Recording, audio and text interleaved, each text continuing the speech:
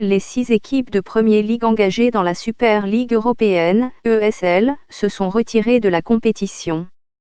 Manchester City a été le premier club à annoncer son retrait après Chelsea qui avait signalé son intention de le faire, le club londonien préparant des documents pour se retirer. Les 4 autres clubs Arsenal, Liverpool, Manchester United et Tottenham ont tout fait de même. Les Italiens de l'Inter Milan et les Espagnols de l'Atlético de Madrid ont annoncé mercredi qu'ils quittaient également la Super League. Pourquoi les plus grands clubs de football lancent un nouveau tournoi? Une Super League européenne serait-elle bien accueillie par les fans internationaux?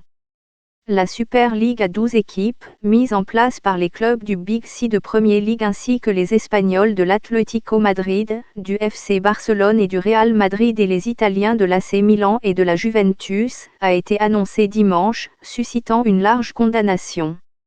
Malgré le départ annoncé des clubs anglais, contraints de prendre de telles décisions en raison de la pression exercée sur eux, nous sommes convaincus que notre proposition est totalement alignée sur la législation et la réglementation européenne, a déclaré mercredi l'ESL, ajoutant qu'elle était convaincue que le statu quo actuel du football européen doit changer.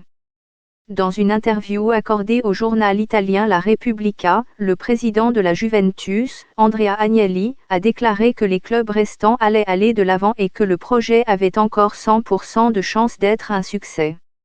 Le président du Real Madrid, Florentino Pérez, insiste sur l'idée de garder le groupe ensemble pour faire pression en faveur du changement, affirme l'expert espagnol du football Guillem Balag. Barcelone dit qu'il a accepté l'ESL, mais seulement si l'assemblée des détenteurs de billets de saison l'approuve, ce qui pourrait être leur porte de sortie, a affirmé Balag. Youssouf Bayo rêve de buts et de trophées avec le Celtic de Glasgow. Manchester City a confirmé qu'il avait formellement adopté les procédures de retrait de la Super League. Liverpool a déclaré que sa participation à cette ligue a été abandonnée. Manchester United a avancé qu'il avait écouté attentivement la réaction de ses fans, du gouvernement britannique et d'autres parties prenantes clés avant de prendre sa décision de ne pas y participer. Arsenal s'est excusé dans une lettre ouverte à ses fans et a reconnu qu'il avait fait une erreur, ajoutant qu'il se retirait après les avoir écoutés ainsi que la communauté du football au sens large. Le président de Tottenham, Daniel Levy, a déclaré que le club regrettait l'anxiété et le bouleversement causés par la proposition. Chelsea a confirmé avoir entamé les procédures formelles de retrait du groupe qu'il n'a rejoint que la fin de la semaine dernière. Il est admirable de reconnaître une erreur UEFA. Le président de l'UEFA, Alexander Seferin, a salué ce revirement. J'ai dit hier qu'il était admirable de reconnaître une erreur et ces clubs ont fait une grosse erreur, a rayé le patron du football européen. Mais ils sont de retour au bercail maintenant et je sais qu'ils ont beaucoup à offrir non seulement à nos compétitions mais aussi à l'ensemble du football mondial. L'important maintenant est d'aller de l'avant, de reconstruire l'unité dont le jeu jouissait avant cela et d'avancer ensemble, a ajouté le président de l'UEFA. Le leader travailliste Keir Starmer a ajouté que cela doit être un moment décisif, où nous changeons notre jeu pour mettre à nouveau les fans en avant, tandis que le leader des libéraux démocrates Ed Davey a tweeté « Ce doit être le début d'une révolution du football menée par les fans ».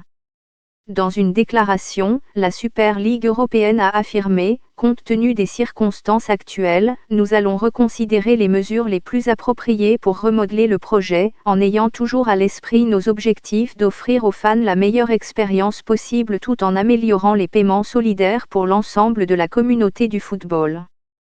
Les Big Six du football anglais faisaient partie d'un groupe qui avait annoncé son intention de créer une ligue dissidente, qu'il espérait établir comme une nouvelle compétition en milieu de semaine.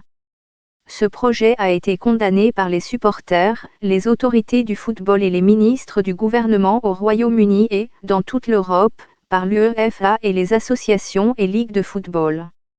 Environ supporters se sont rassemblés devant le stade de Chelsea à Stamford Bridge avant leur match contre Brighton mardi soir pour protester contre l'implication de leur club. Le vice-président exécutif de Manchester United, Ed Woodward, qui a participé aux discussions sur la Super League, a annoncé qu'il quitterait son poste à la fin de 2021.